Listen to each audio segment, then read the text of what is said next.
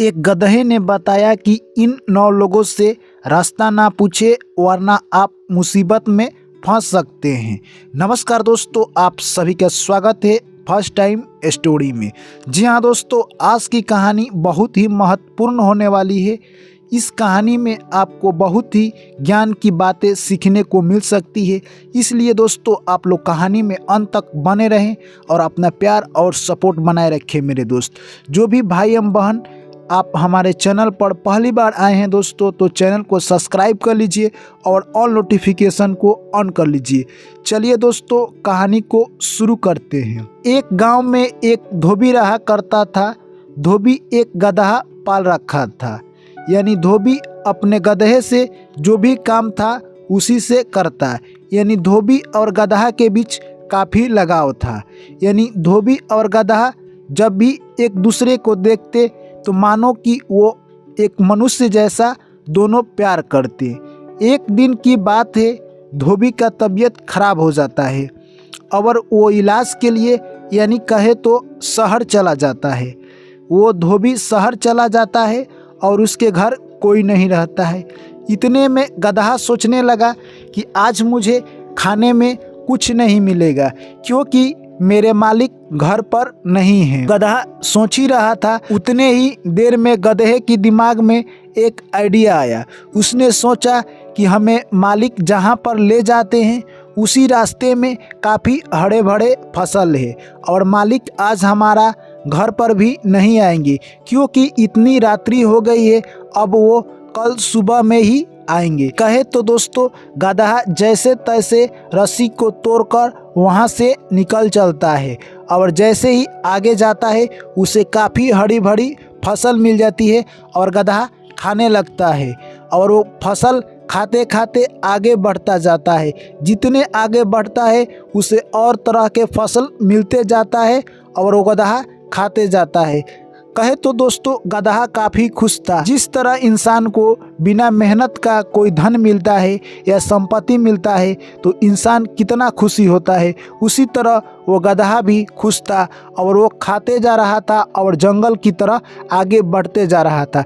गधा इतना खाने में मगन था कि उसे पता ही नहीं चला कि कब वो कहाँ तक आ पहुँचा है। यानी दोस्तों कहे तो गधा जंगल के बीचों बीच जा पहुँचा था, जहाँ से उस रात्रि में लौटना उसके लिए काफ़ी मुश्किल था। जैसे वो गधा जब बीच जंगल में पहुँच जाता है, वो सोचने लगता है कि अब मैं घर कैसे लौटूं क्योंकि मेरा कल सुबह तक मालिक आ जाएंगे और मुझे लौटना होगा। गधा सोचने लगा कि अब मैं तो यहाँ से आज रात्रि में लौट नहीं सकता, अगर मुझे जल्दी से लौटना होगा, नहीं तो मेरे मालिक आएंगे तो मुझे यानी पीटने लगेंगे। वो सोच रहा था कि इधर कोई दिखाई भी नहीं दे रहा है, मैं किससे रास्ता पूछूं। जिस तरह इंसान लोभ में पड़कर अच्छा बुरा लाभ हानि भूल जाता है, उसी तरह वो गधा भी यानी खाने के सुर में वो भूल चुका था कि वो महा जंगल के बीचों बीच आ चुका है। अब उसे कोई यहाँ पर हेल्प करने वाला नहीं है। गधा सोच रहा था कि इस रात्रि में हमारा कौन हेल्प करेगा।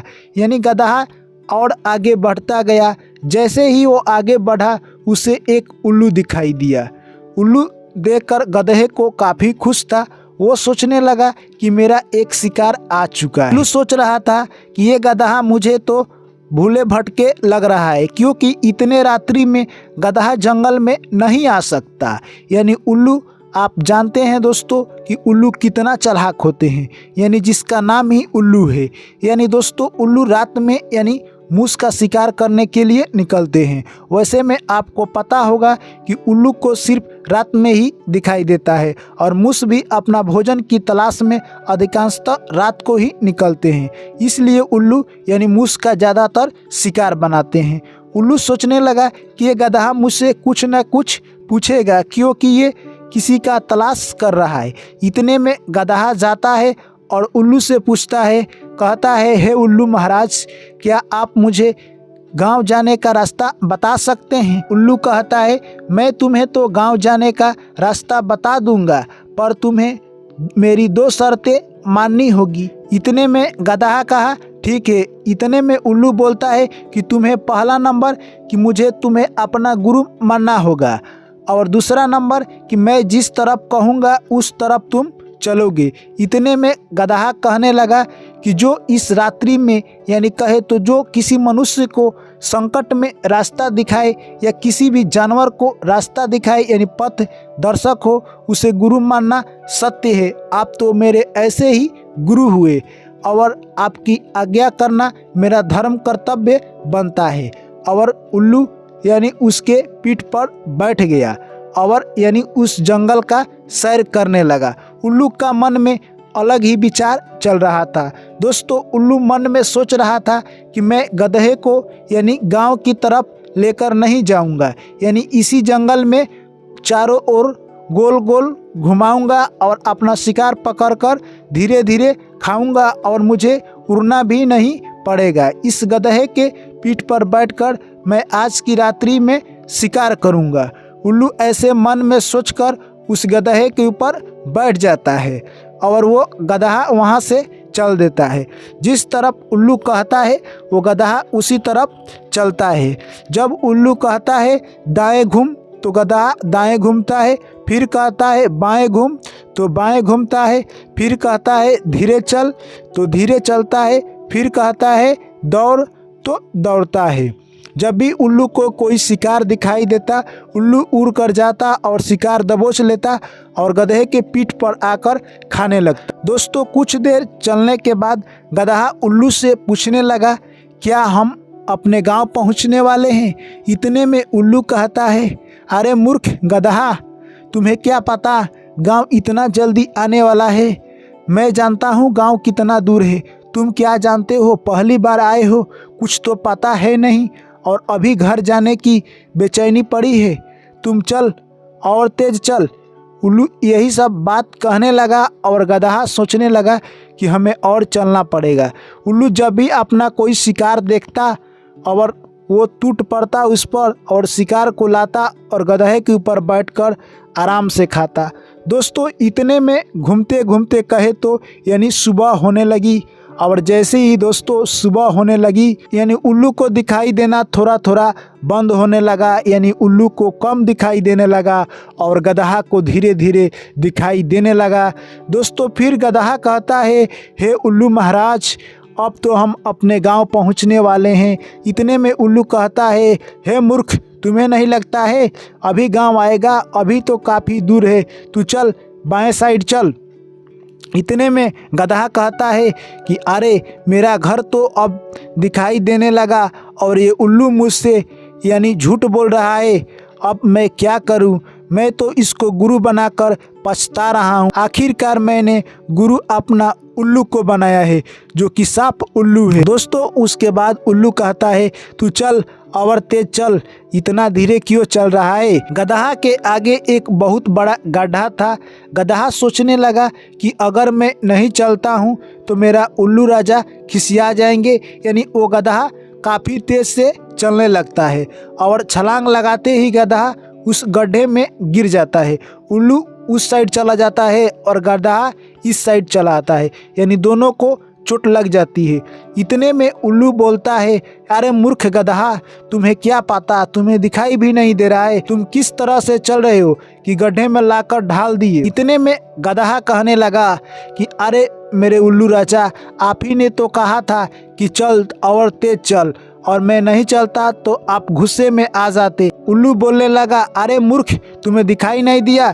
जब गड्ढा था तो उसमें नहीं जाता, रास्ता काट कर जाता। इतने में गधा कहने लगा कि आपका आदेश था इसीलिए मैं यानी चल रहा था। और गधा अंततः घायल हो गया और उल्लू भी दोस्तों घायल हो गया।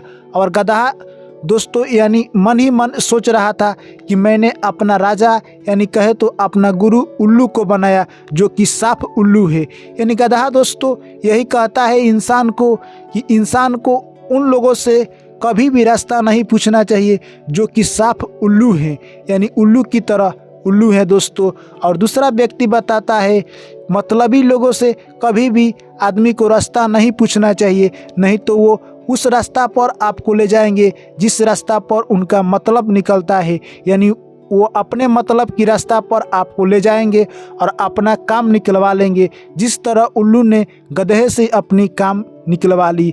और तीसरा लोग ऐसे हैं, ढोंगी हैं, जो कि ढोंग करेंगे, आपको पता भी नहीं चलेगा और अपना मतलब निकलने पर आपको छोड़ देंगे। यानी चौथा लोग ऐसे हैं जो कि लालची हैं, जो कि आपको लालच देंगे और अपना काम निकलवा लेंगे और काम निकल जाने के बाद गधे की तरह आपको छोड़ देंगे।